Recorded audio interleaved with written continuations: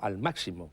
Él dice en las muchas declaraciones que ha hecho que hay algunas escenas que él tuvo que abreviar precisamente por eso, porque veía que ya no podía retener más la emoción, ya no podía mantenerla más, entonces tenía que cortarlas. A mí me parece que esta es una película que hay que verla sin prejuicios, que hay que verla con la distancia que requiere el tiempo pasado. Es una película típica americana de la época de la Guerra Fría, en que los malos son, como es lógico, los comunistas, los buenos son los americanos. En fin, todo esto que en el año que se estrenó hizo que muchos espectadores la repudiaran exclusivamente por eso. Yo creo que hay que verlo ahora con la distancia necesaria y darse cuenta que esta es una película muy típica de lo que siempre ha defendido Hitchcock, que a veces a él le interesaba mucho más el cómo contar una historia que la propia historia que contaba. Yo creo que aquí lo más atractivo es ver el cómo está contada esta historia al margen de la historia que cuenta.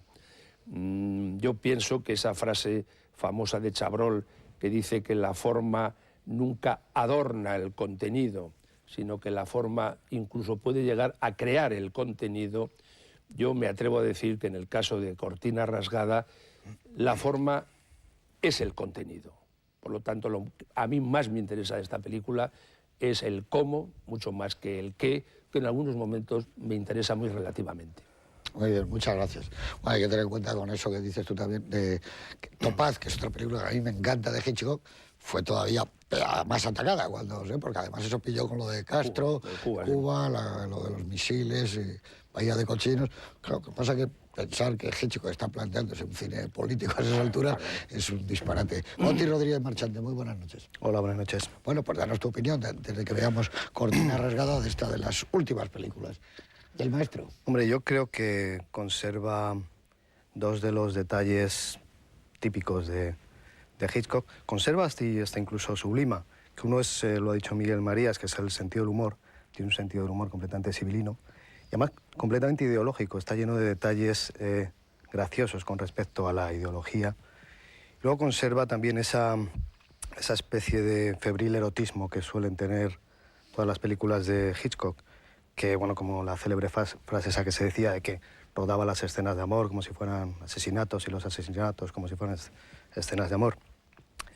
Es cierto que no la hizo ni en el mejor de sus momentos, ni tampoco en las mejores condiciones para él, porque, bueno, no pudo contar por presiones probablemente con su músico de siempre, que era Bernard Herrmann. No pudo contar con su fotógrafo de siempre porque se había muerto.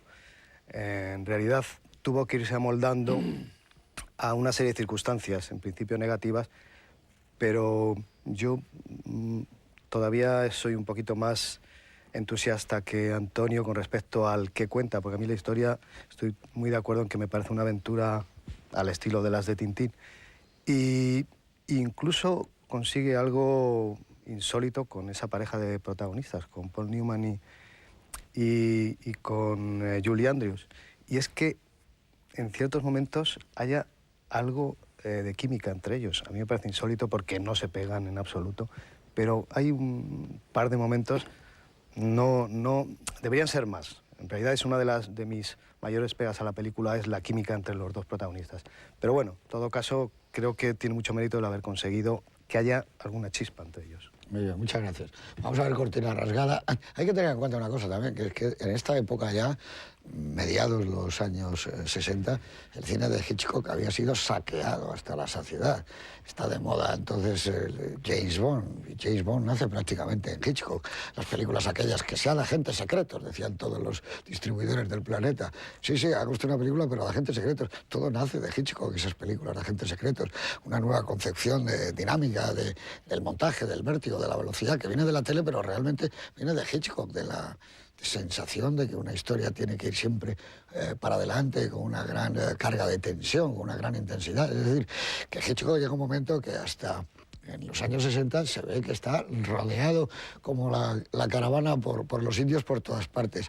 Y evidentemente el no contar con Bernard Herrmann es otra prueba más de que Hitchcock no tenía la potencia que años antes tenía en Universal, porque Herrmann hizo una banda sonora estupenda, está editada Algunos la hemos podido oír porque se editó en Londres hace muchos años y luego se ha vuelto a reeditar. Pero le aconsejaron que ese no era el tipo de música que debía llevar una película, que tenía que ser más, entre comillas, pop. Y bueno, Hitchcock, pues claudicó, le costó naturalmente la amistad con su amigo Herman durante muchos años y muchas películas. Evidentemente Robert Bark había muerto, su operador, pero aún así yo creo que esta es una película espléndida. Quizás soy el más en esta ocasión, en esta noche de hoy, hitchcockiano con esta película. Pero es que a mí hasta me gusta mucho Paul Newman. Yo creo que Paul Newman para mí es una de las más grandes estrellas que ha dado el cine, y aquí yo creo que está estupendo, y tiene momentos en una habitación de un hotel, casi medio de espaldas, con Julie Andrews, en un plano fijo, que está realmente asombroso, y me parece que, hombre, que el ideal hubiera sido, como en casi todas, Cary Grant, ¿no? Que hubiera sido estupendo ese señor que decide pasarse al otro lado, ¿no? Y haber tenido una novia como Grace Kelly, pero aún así, sin el más ligero esfuerzo por mi parte, espero que por la suya, van a seguir una historia sin pestañear al viejo estilo, que quiere decir que se apagaban las luces de una sala en un patio de butacas que había que llenar, como decía el maestro, y empezaba una historia, y nos olvidábamos de todo, de las transparencias, y venía la magia de la linterna mágica, y todo era maravilloso. Espero que les guste. Y luego, naturalmente, hablaremos, porque de esta película hay mucho de qué hablar y de la influencia que yo creo que tuvo también en el cine posterior. Con todos ustedes, Cortina rasgada de Alfred Hitchcock. Pues aquí estamos, otra vez de vuelta, después de haber visto Cortina rasgada, una película del año 1966, la mitad de la década conocida como la década del yo, la gran década de los 60, ni más ni menos.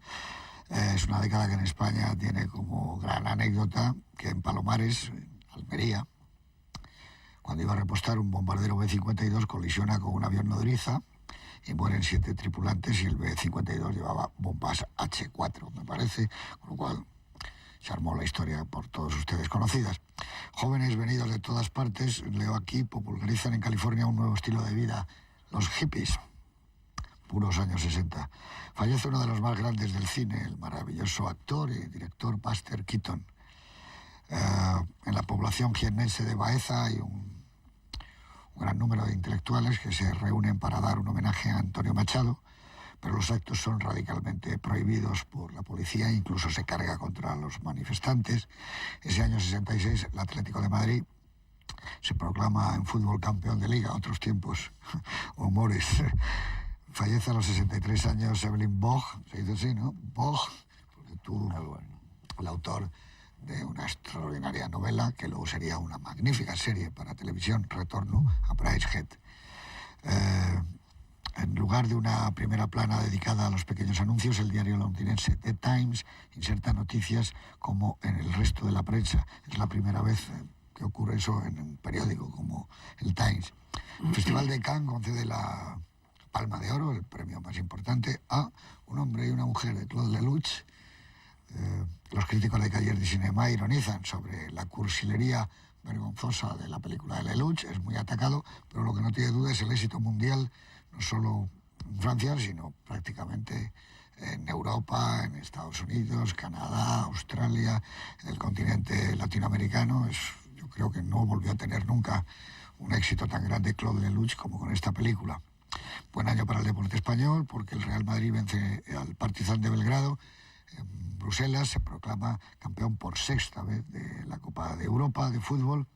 Muere el torero mexicano Carlos Arruza, al que el director Bud Boetticher, amigo nuestro y recientemente fallecido en diciembre pasado, pues había filmado unos metros que yo diría muy singulares sobre Carlos Arruza. Tenía una gran pasión por los toros, Bud Boetticher o Baticar, como lo dicen los americanos, y eso también era un problema porque no se podía hablar nunca con él de cine. Las pocas veces que yo he tenido ocasión de hablar con él en su casa, él siempre preguntaba ¿cómo está el niño de la taurina? ¿Qué tal le va a José Tomás? Y tú le preguntabas por John Ford y él seguía hablando de Luis Miguel Domínguez. Era un magnífico director, ya saben ustedes que tiene una mítica serie de westerns con Randall Scott, algunos de los cuales pues, son realmente magníficos. Otra pérdida para el cine es que muere, y muy joven, a los 46 años, el actor Montgomery Clift, que había hecho películas como Un lugar en el sol, De aquí a la eternidad, Estación Termini, Almas rebeldes, La heredera, Yo confieso, Vidas rebeldes. Y Vidas rebeldes es una de las películas que vamos a ver muy próximamente aquí, en 1 o 2 semanas, que es la película de John Huston, The Misfit.